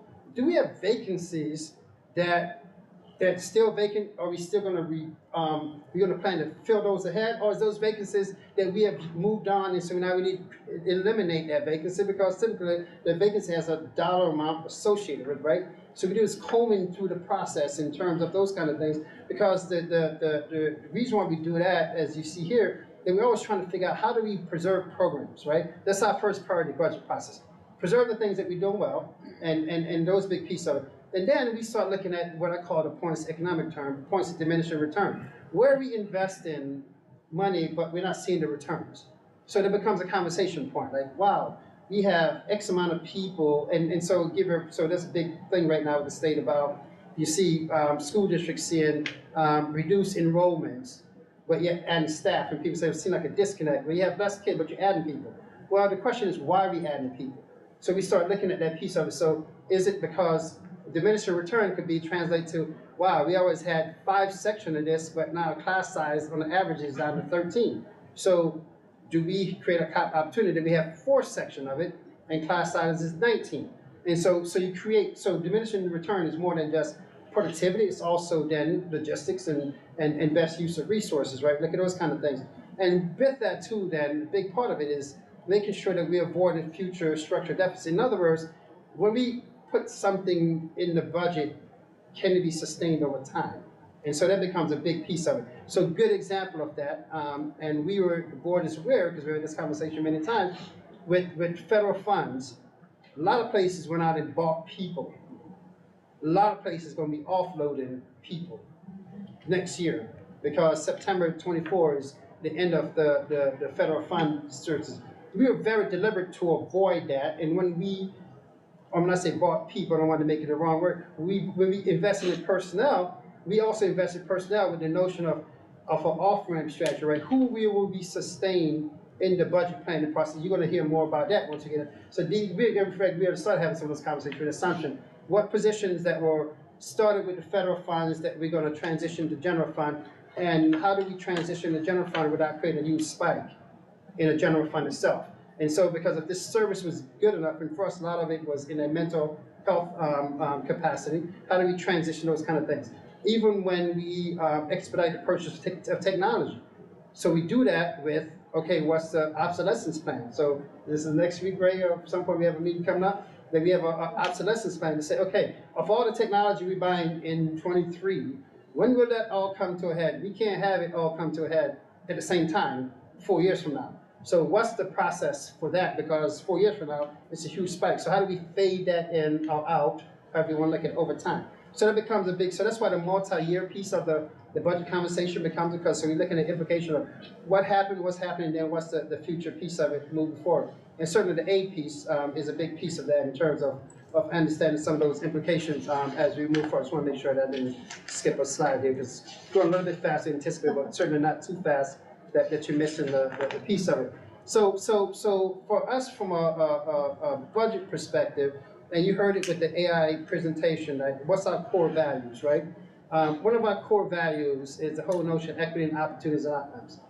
If a young person need more to be successful, we should be making effort to find those opportunities for young people to be successful. And we should also be looking at different opportunities for kids to be engaged or have much more engaging experience in school. So the equity and outcomes piece is that piece of it. Then there's another component to it, about service following needs. You heard Mrs. Smiley tonight talk about the special education piece. Special education is probably the more prominent or pronounced example of that, because it's there, it's big, it's huge. And so you're gonna hear, based upon, and we saw it seeing last year, we had some conversation around last year, with the COVID situation and the lack of quality special education support for preschool aged kids, it's coming to bear now when they're coming to kindergarten. And so now programmatically, we're gonna have to do more than we've ever had to done in the past because of that piece of it. So there's the service following needs, right? So I use special ed as one example. Then we have academic supports. We don't have a huge issue here per se, but we have the language issue of the influx of immigration in different languages coming in different places. So that becomes a big piece of it. A big focus that we have here, the literacy piece, helping, quite frankly, kids learn how to read. Not every kid learn how to read the same way at the same time. So how do we infuse those things in the conversation, right? So bridging those learning gaps, that's a big part of our conversation. That's the predominant part of our conversation. When they say preserving programs, it's really the things that's going to help kids be successful within that 13-year odyssey or journey that they're on. And then we start talking about, how do we create capacity for more engagement? And so sometimes it's the fun stuff. It's just the stuff that we talk about, introduce, we're gonna do esports, engagement. When I say fun stuff, it's important stuff, and it's also engagement in talking about how do we look at animation art at the high school. So people are like, wait, but it's fun, but it's also talking about where is that market space going? What are we preparing kids for? It's the courses that you've heard Matt come here and present on. So the engagement piece is not what people sometimes think, right? It's about how do we provide those programs in that framework that you just saw an example of that. Kudos to Vanessa Kramer, who translated that learning framework into an AI lens. And so that framework now is even impacting how we think about AI. It impacts how we think about transportation. What's the student? What's the implication? It impacts how we think about those kind of things. So that's a big piece of it. Mental health and wellness has always been, continue to be, if you want to say, staple in our piece of it, because that's a big part of the overall experience piece that we want to do. And a big piece that we've been doing, particularly with the position that Vicki holds, is to really make sure that when we look at professional development, particularly as things evolve, that we're constantly focused on retooling people, not only instructionally. I think this past 2 years we have done more, very exaggerated, on non-instructional than we have done in our system in a while. So again, I want to give the board the perspective of when we have these conversations. So when Cecily is meeting with all instructional leaders, the conversation is around equity and capacity. What program we have, why are we doing it, why are we suggesting it, how is it going to add value, period. When Kathy is meeting with operations supervisors, is how it's going to increase our operational efficiency and what's the value that we have. Same conversation, but different domains, if you will. So those are a big piece of the conversation. And then we look for repurposing opportunities. We have about 2,200 bodies, people, right? But it's about 1,600 full-time equivalent. You have a lot of part-time people in certain positions, so that's a differential. And so we look at those kind of repurposing opportunities. And so when we have vacancies, we pause and say, okay, do we fill that vacancy?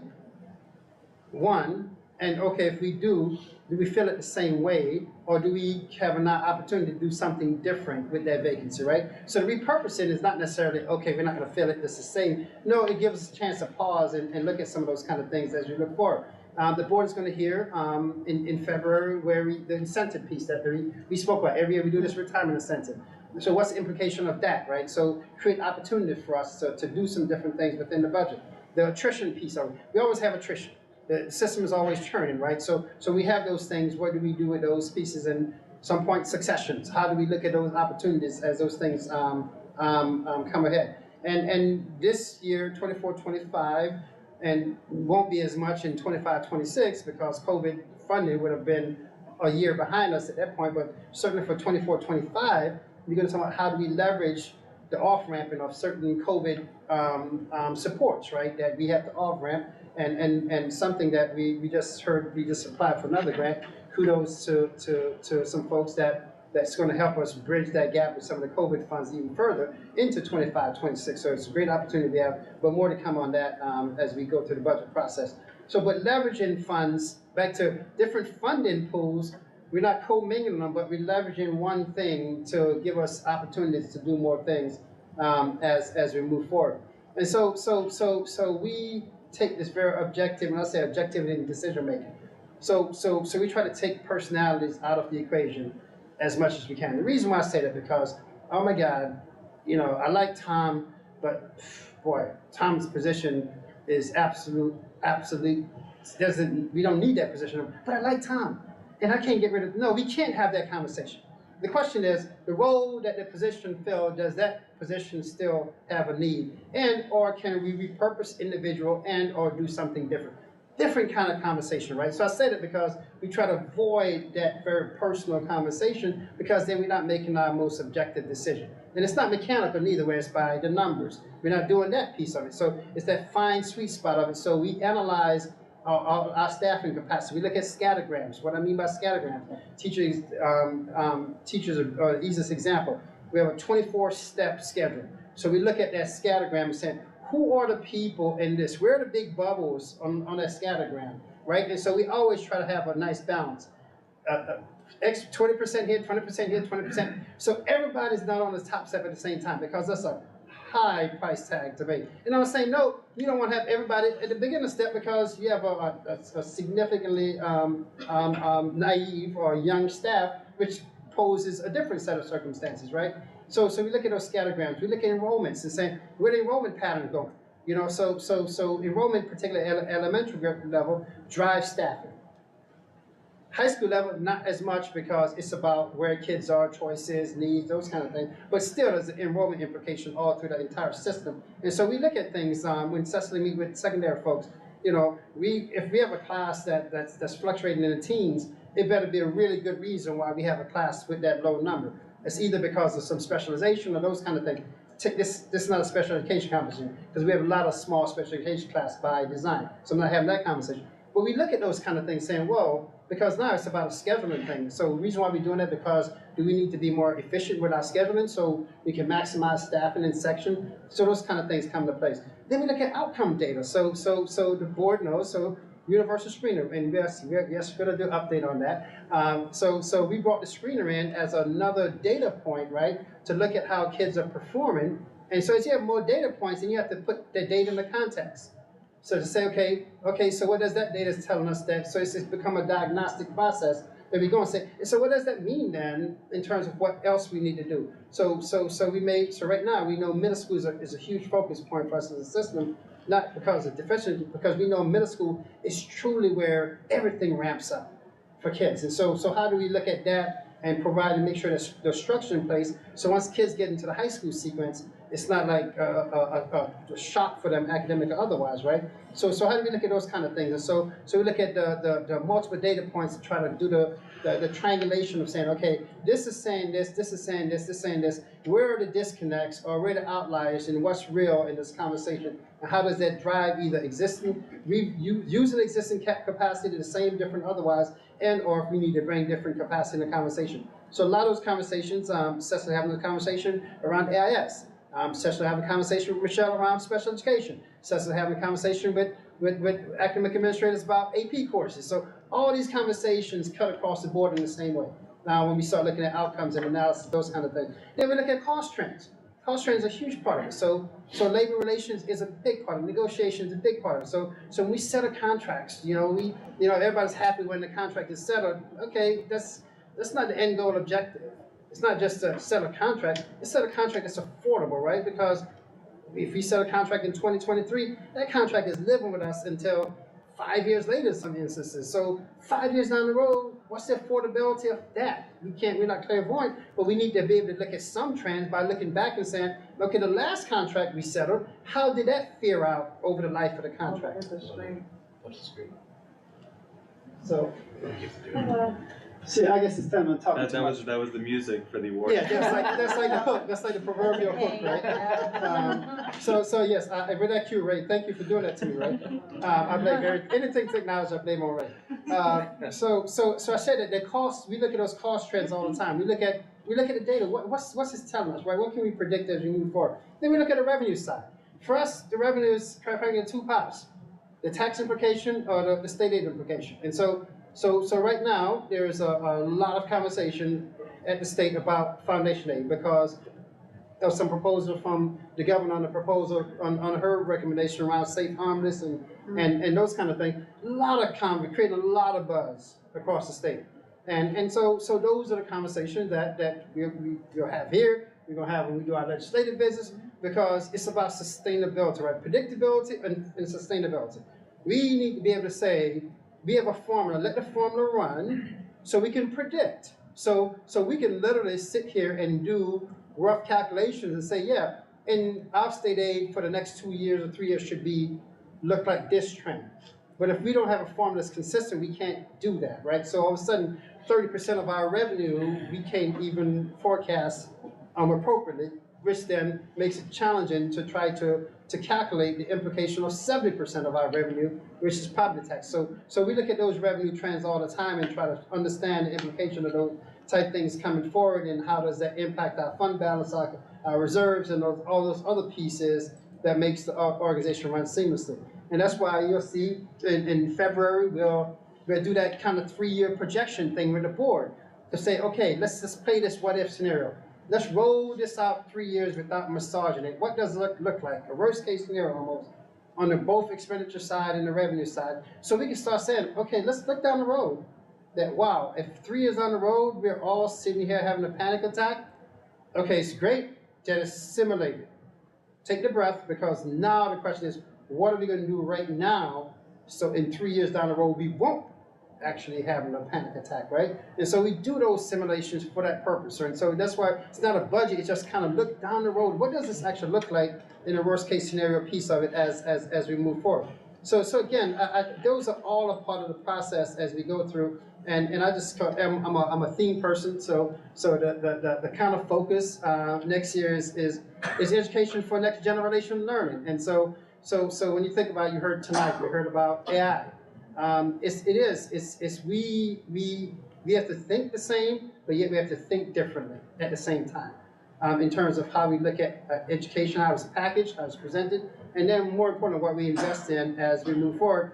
Because one of my 2 things you've heard me probably say over and over, that we're going to take a measured approach to it, right? We're not taking a knee-jerk approach. We're not following trends. We're not doing those kind. We're taking a very measured approach. So systematically, as a system, we evolve because we can't have kids have good year, bad year, good year, bad year. We can't have taxpayers have spikes in expectation because people plan for everything. So how do we try to do that in a very planned way, which then translates to what I have here talking about repeatable successes.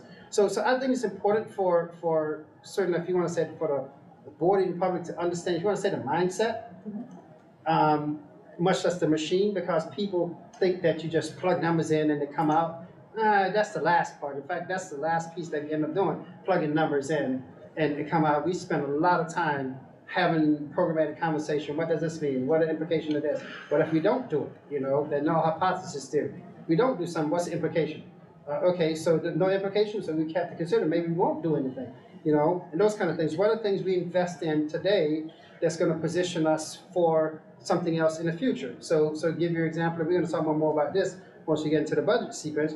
But even for the past year, and certainly this year, we think about once the full-day K facility opened, what's the implication of that? And how do we start to to transition budget-wise into that. So whenever that point is, you don't see this, you see, or maybe a slight bump up, and then we level off moving forward, right? So those are the kind of things that when we think about the budget process, I think it's important because, again, people want to see the end and don't really appreciate that there's a lot of other pieces that goes into it. So I'll pause right there in case there's some burning questions that you may have. No burning questions. Good, perfect, just like Wait, what were the codes again?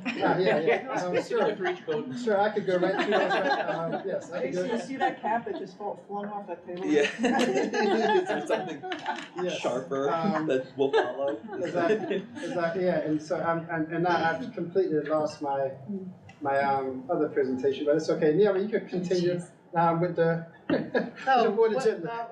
Becky's What gonna about save the, us with some good calendar? news about Thanksgiving. We're gonna go for the school I saw calendar. that. Oh, it's Becky. It is me, right? Yes, it is you. So it must be Mrs. Carmen while this is not working out tonight.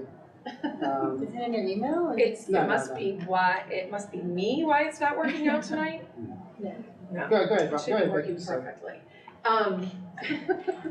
The board is also see how I plan. This is how I organize my life here.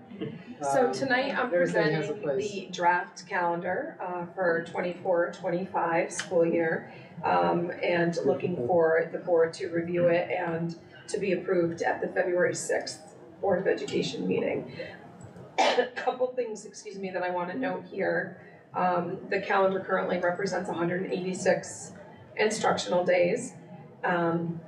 And with that being said, yes, we have Wednesday off of the Thanksgiving holiday. And again, I just want to reiterate, just by the nature of the number of instructional days and how things fall, we have this day off, but it doesn't mean that we're going to have this day off every single year moving forward.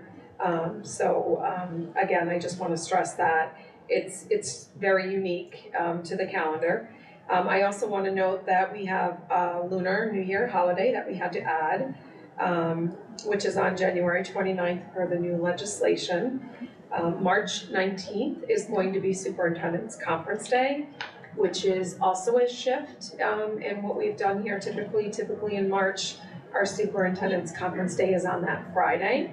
And to be in alignment with BOCES, it will be on that Wednesday. BOCES is also on that Wednesday. Yeah, so again, just to kind of give a little nuanced insight, right? So the depth of thought. So if we were to have gone with our traditional 21 days, you'll have a CTE kid in that week will miss 2 days of programming because BOCES was shut down on one day, on the 19th.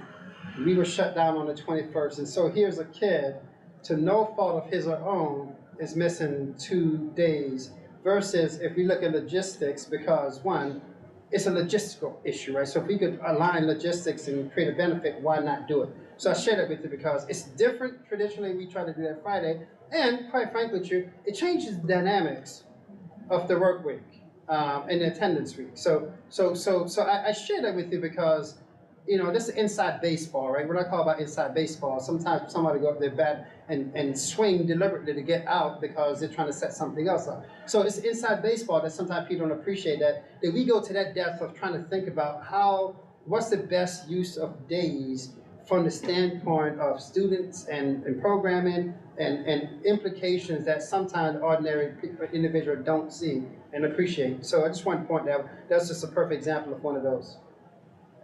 Point out how long we're going now. Look how June. Yeah, so Later Right. on. So the state, every year, the state has pushed the Regis exams out. And so back to, I know Petra sent me a note about the year. So we look at the number of days in this year makes, but also the fallout of how days fall with Regis exams and those kind of things. And so this is right now, the latest that I kind of joke that, okay, so they're going to have to state, because of the state law says we can't have instructional time in July and August, period. So but now we're pushing right to the edge of that piece of it. So even logistically, so we thinking about things like this. We have it in writing, hopefully we hold. So right now, graduation, for example, is on the 27th, potentially 20, next year. So again, to my depth of thought. So we think like, oh, the 28th is SPAC Jazz Fest. So I said, I share that with you as a board because we have to think about that, like, okay, we gotta get them to commit to this, because if they can't commit to this, this can't work. Because only a few venues that we can have our open graduation in, right? When I say open graduation, not issuing a ticket that only 2 people can come. And yeah, we stream it, those kind of things help, but it's nothing like being in person. So again, I'm sharing kind of inside baseball because you hear people say, why would they do that? Well, there's a reason for that, right? And so that's one of those sequence of things that we look at as we try to maximize the days and the time as well. Beck, you want to talk about really the commonality between because most people call us about the calendar because they want to plan vacation plans for spring break and February break. So you want to talk about it real quick, With when So we're- with the winter break, February break, and spring break. Right, so we have the Thanksgiving holiday, November 27th through the 29th. The winter recess is the December 23rd through January 1st. February recess, February 17th through February 21st. And spring recess is the April 14th through the April 18th. And again, I want to point out that these are all in alignment with our BOCES and, surrounding school districts as well. Which, again, important. I'm not sure, well, some of you were here when we had another regional BOCES had a different spring break, and it was absolute nightmare for parents and staff because many people live one place, work someplace else, and if your kids are off for the whole week and you're not, a lot of unhappy kids who are not going on spring break vacation.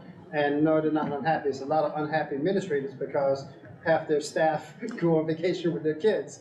And now it turned into a 2-week nightmare because of those sequences. So again, I want to point those things out. Our calendar is pretty straightforward for the most part. Does the April recess almost always coincide with Easter Sunday? No, not necessarily because Easter fluctuates and moves, right? Well, so in right, this case, ours yeah. is- March this year. Exactly, Yes, well, exactly. ours is too though. Exactly. Right. Yes, Easter is always part of the. So it falls Yes. into Good Friday. Yes. Good Friday is Good one Friday that kicks fluctuates. it off. Yeah, that's what I'm saying, Yeah. but It's wherever very Easter early is, this is year. usually where our. Yeah, so Yes. Good Friday is embedded Very in that early. week of the 14th. Right. Yeah, exactly. So, and again, so people would say, well, that's just, most cases it happened that way, but some cases it doesn't happen that way, and the calendar sequence have to fall in place. And so it's a calendar that certainly address the required components. Required mean by state. It's a calendar that provides us with flexibility surrounding weather type situation.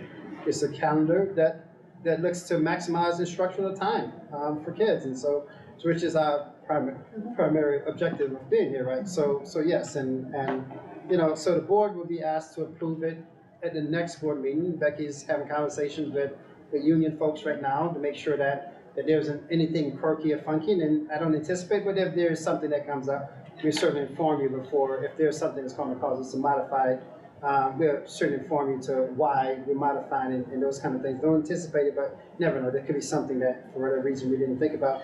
The BOCES, if I'm not mistaken, have or will adopt their calendar soon, if they haven't done it already. They did. Okay, that's what I'm looking at. You. I didn't want to call you out, but and so it's real there, and so it becomes the reason why that becomes important because things like the holidays, consistency, because we don't want to have the board adopt something and then there's a change of heart, and then all of a sudden we're trying to realign calendar sequences. So we always try to wait to all those regional. So we talk about regional BOCES, Capital Region BOCES, Crestall BOCES, the Warren, Hamilton, what I call the Saratoga BOCES. So we look at all these regional BOCES that that encompass about 96 different school districts, and making sure that everybody's in alignment and adopt their calendars, and then we come out and adopt ours because then it's based upon facts and not assumptions. Make sense? Yeah. So thanks. Thank you. So when we go to one staffing piece, Jenny had to leave, but the staffing is not that, nothing really Right, and glamorous, city right? retirements. So moved. So I think we've had a couple, a lot of these are, what we call the constants. So we had 2 retirements, building custodian and a typist. Resignation / retirements. Termination, resignations, retirements. No retirements. Yeah, no retirement. No retirement. There we go. Okay. With that, did you, No, there I'm we making a go. motion. Okay, Second. we have a first, Jason's first, Thomas second. Any comments? All in favor? It is 6 in favor. Thank you. So we're gonna move into the for good of the order, and this is an opportunity for board members to discuss salient issues or to give a shout out. Any for good of the order comments? I would just say overall, really, really helpful presentations. I really loved the AI presentation and recognize the importance of that tool now and definitely in the future. It was just really helpful tonight. All of it. Thank you. I agree. Think you guys did an awesome job. And I have to say, it's like you figure out what we want to hear before we even ask for it. And I It's think AI. that's It's amazing. OI. It's AI. It's OI. Oh, why? OI. Oliver, though. I'd like to thank ChatGPT. OI. I think the OI crowd in the back there. So it sounds like. Hey, you said it have help. So I just want to give a plug, if you can come this weekend to the first festival, it's for our elementary schools. They hold their first FLL Explore teams. They're showcasing, we have 27 teams there. We actually have more than 27 teams, but 27 are ready, and they're showcasing on Saturday at High School West from 9 to. And Dr. Cecily Wilson Turner will be providing remarks on behalf of the district. Yes, she's gonna be our guest speaker, and her son is also on one of the teams. Nice. So it should be a lot of fun. That was the big shout out I wanted to make. Anything else? Move to adjourn. Dude, otherwise I'll have a motion to adjourn. We have Jason is first. I'll say Petra is second. All in favor? It is unanimous.